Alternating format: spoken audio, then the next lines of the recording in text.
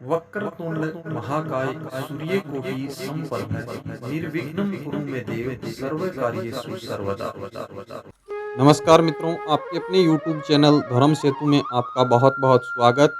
अध्यात्म जगत में कर्माबाई की कथा भक्तों की प्रेरणा मानी जाती है, जिनके भक्ति भाव से प्रसन्न होकर खुद भगवान ने उनके हाथ की खिचड़ी खाई थी।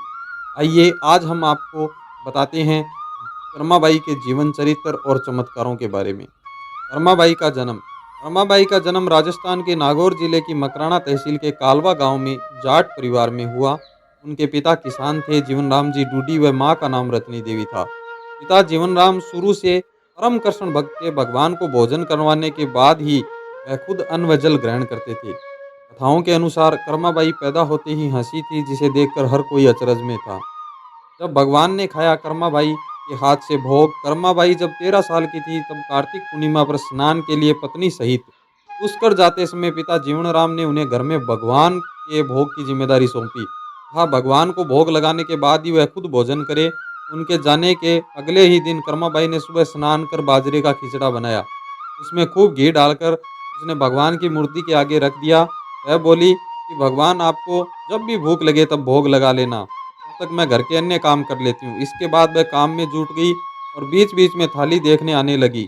और जब भगवान को खिचड़ा नहीं खाते पाया तो वह चिंता में पड़ गई। फिर खिचड़ी में घी व मीठा कम होने का सोच उसने उसमें घी व गुड़ मिला दिया। इस बार भगवान के सामने थाली रखकर वह भी वहीं बैठ गई, पर इस बार भी भगवान ने भोजन ना किया। यह देखकर उसकी चिंता बढ़ गई। वह कहने लगी, हे प्रभु, आप भोग लगा लीजिए। माँ बापू पुष्कर नहाने गए हैं और आपको भोग लगाने की जिम्मेदारी मेरे पास ही है। आपको भोग लगाने के बाद ही मैं खाना खाऊंगी।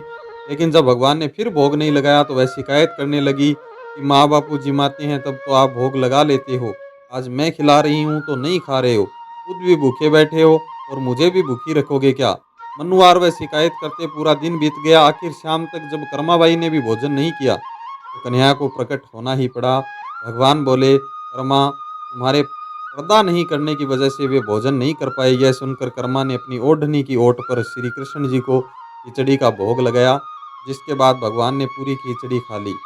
इसके बाद वह रोज भगवान को भोग लगवाती। भगवान भी उसके हाथ का भोजन ग्रहण करते। जब माता पिता वापिस आए और गुड़ घी व अनाज की कमी पाई तो कारण पूछने पर सरल कर्माबाई ने उन्हें सारी घटना कह सुनाई, पर उन्हें उसकी बात पर विश्वास नहीं हुआ। अगले दिन परीक्षा के लिए फिर कर्माबाई से भोग लगवाया गया तो भक्त का मान रखने के लिए फिर से भगवान खिचड़ी खाने आ गए। इसके बाद तो पूरे गांव में यह बात फैल गई और जल्द ही कर्माबाई जगत में विख्यात हो गई। इस तरह के भक्तों से हमारे सनातन धर्म में बहुत ही ज़्यादा श्रद्धा और विश्वास बढ़ता गया है। भगवान जगन्नाथ जी के लगता है कर्माबाई का भोग। इसके बाद तो कर्माबाई का पूरा जीवन कृष्ण भक्ति में बीता। जीवन के अंतिम दिनों में कर्माबाई भगवान जगन्नाथ की नगरी पुरी चली गई। वहाँ भी वह रोज भगवान को खिचड़े का भोग लगाती। उनकी इसी परंपरा की वजह से आज भी भगवान जगन्नाथ को खिचड़े का ही भोग लगाया जाता है। दो लाइन प्रसिद्ध कर्माबाई के भजन की।